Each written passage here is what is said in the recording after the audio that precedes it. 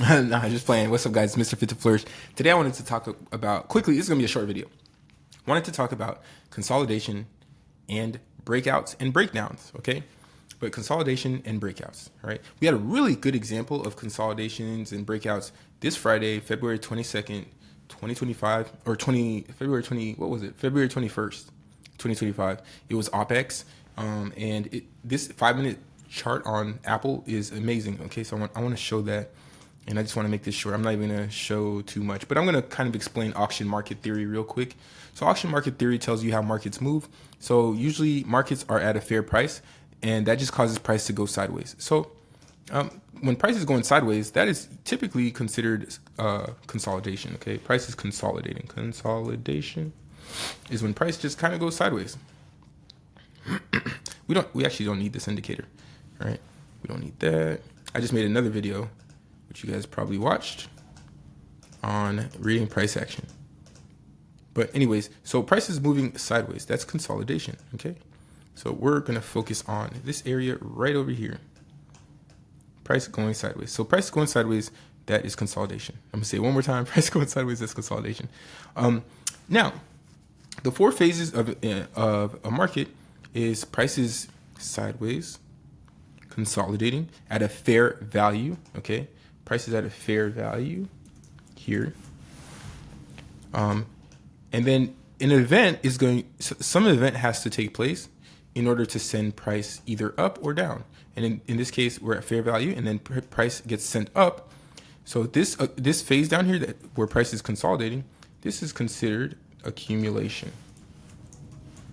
Okay, that's the accumulation phase. Okay, and so that's the accumulation phase. So when price is consolidating at these lows, that's accumulation. All right, that's phase number one. Phase number two in auction market theory.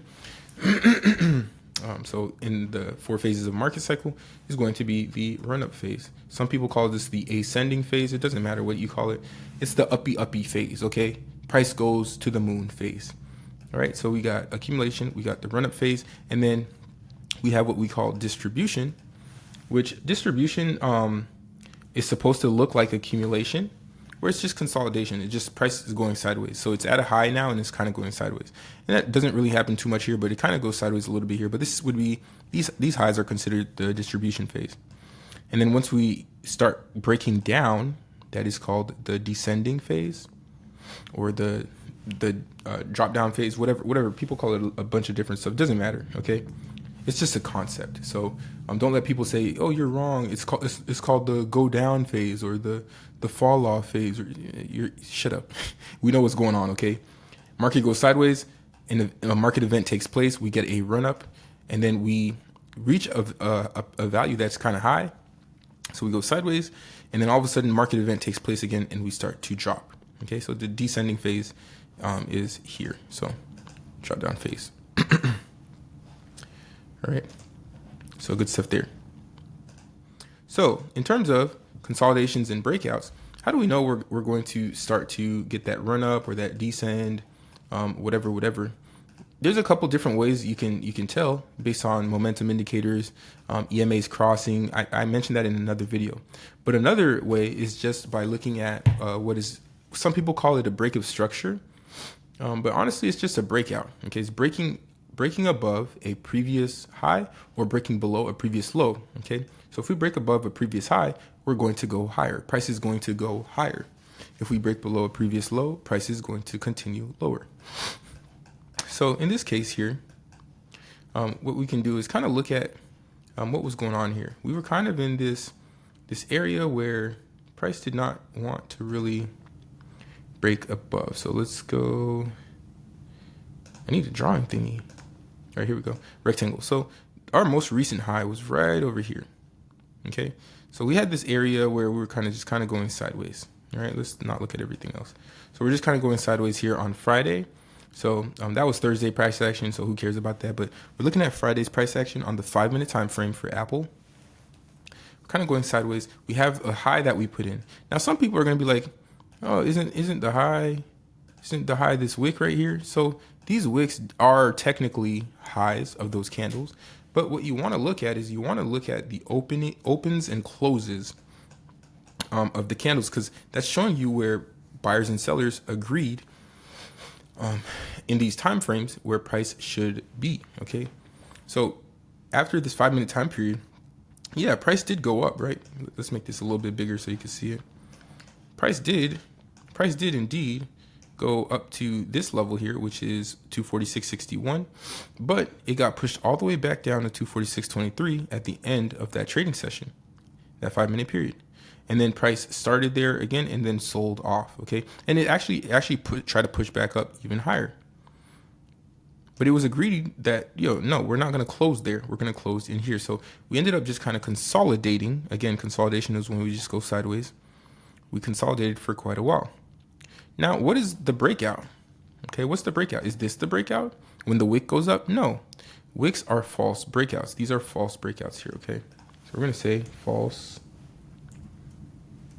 breakouts. So pay attention to the bodies. Pay attention to the bodies of the candles. Let the bodies hit the flow. Pay attention to the bodies of the candles when we're looking at breakouts, okay? And ranges. So again, right here, someone probably thought like, oh man, this candle's a huge red candle. But at the end of the trading session, it got pushed back up. And even here, you think, oh man, we're breaking down. And then guess what? Price gets pushed right back up. Okay? And then when you want to enter on these trades is when we get a close below or a close above the range. That is considered a breakout. And in this case, we took out the previous high, okay, of the range. So we closed above the previous high closes of this range. So this is what we would consider a breakout.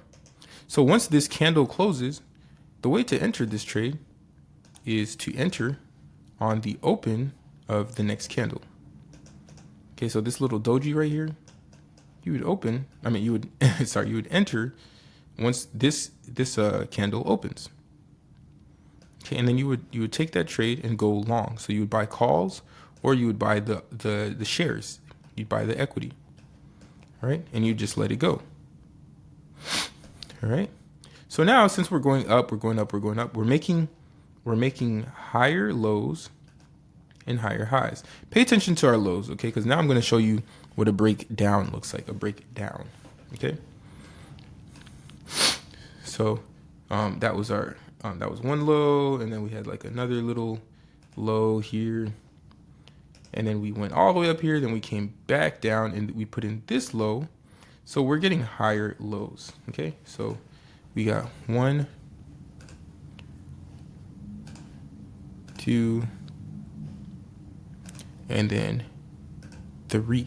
So we got 3 higher lows. Look at that. That's crazy.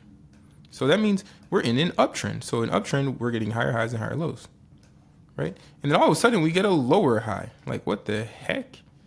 We just put in a lower high. So something's kind of fishy here. When you're looking at breakdowns in structure, still considered a breakout, but when you're looking for price to break down, you want to see, do we close below the previous low? So this area right here would be our previous low. This is actually my Apple trade from Friday, 2/21/2021 or 2025, sorry. So what we want to see is we want to see a candle close below our previous low. So we had 1, 2, 3 higher lows. All of a sudden, if we close below, that means we're taking out this low and we're putting in a lower low. Okay, so we're changing from an uptrend to a potential, highly probable, likely downtrend. Okay, and you would enter after the close of that red candle to the downside. That closes below this low. So that would be an entry here. Okay. So that's pretty much how you look at like breakouts or consolidation and breakouts.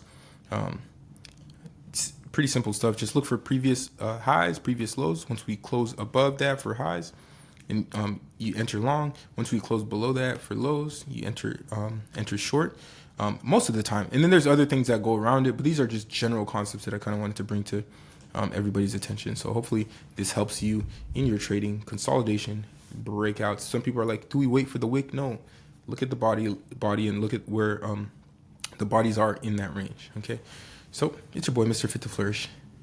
Consolidation, breakouts, I'm out of here. Good morning, welcome to the Fit to Flourish podcast. Let's talk wellness, finance, and growth.